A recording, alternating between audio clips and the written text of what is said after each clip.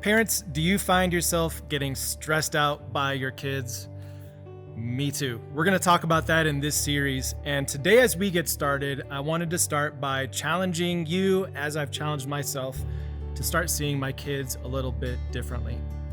First of all, one of the things that I've noticed as a parent is I always thought that whenever my kids get a little bit older, the stress will go away. But that's not true. In every stage of parenting, the stress just looks different. There's the sleepless stress, there's the starting school stress, there's the socialness stress, there's the getting into college stress, there's even stress that goes along with adult children. I know because I am one. There's stress with every phase of parenting your child, and sometimes, some days, it can just feel like our kids are just stressing me out.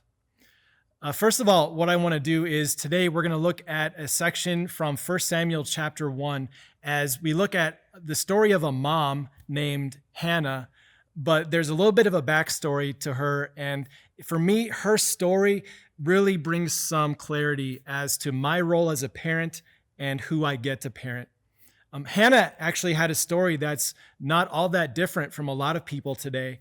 She really wanted to have a child, but she couldn't have one.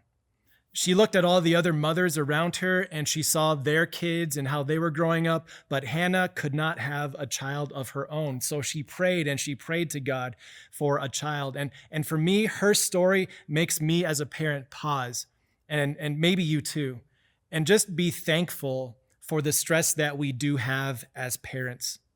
There are some people in this world that would love to have the stress that I have, and they would love to have the stress that you have. So we should just pause to be thankful for our kids, even on the days that they cause stress to us. But then there's one other thing from Hannah's story in 1 Samuel chapter 1 that really stood out for me. And it's the day that Hannah finally was able to have a child. She prayed and prayed for a child, and finally God gave her a son of her own. His name would become Samuel. And as he grew up, Hannah decided that she would bring him to Eli the prophet and present him to the Lord. This was several hundred years before Jesus, and Hannah does this as she brings her son to Eli. She said, "I prayed for this child, and the Lord has granted me what I asked of him. So now I give him to the Lord.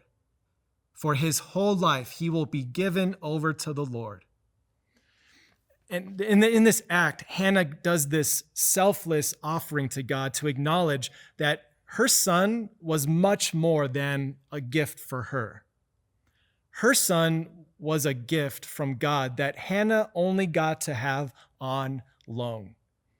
This was still property of God. This was a child that belonged to God, but Hannah, as a parent, simply got to borrow him, to have Samuel on loan for a little while. She rightfully understood that this child belonged to God.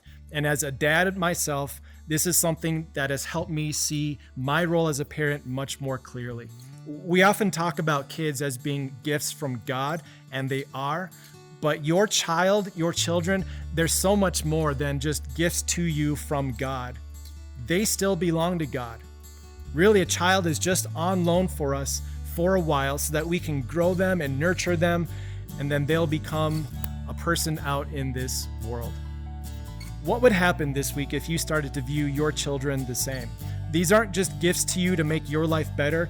These are gifts on loan to you from God. You'll only have them for a while to grow them and develop them until they go out into the world. I know this won't take away the stress of parenting, but it will help you to see clearly who your children are and whose they are. Did you enjoy this video? If so, we would love to share even more Jesus with you, even if you have a busy, on-the-go kind of life. Just click here and you can find the audio version for this podcast, along with all the other podcasts that Time of Grace offers.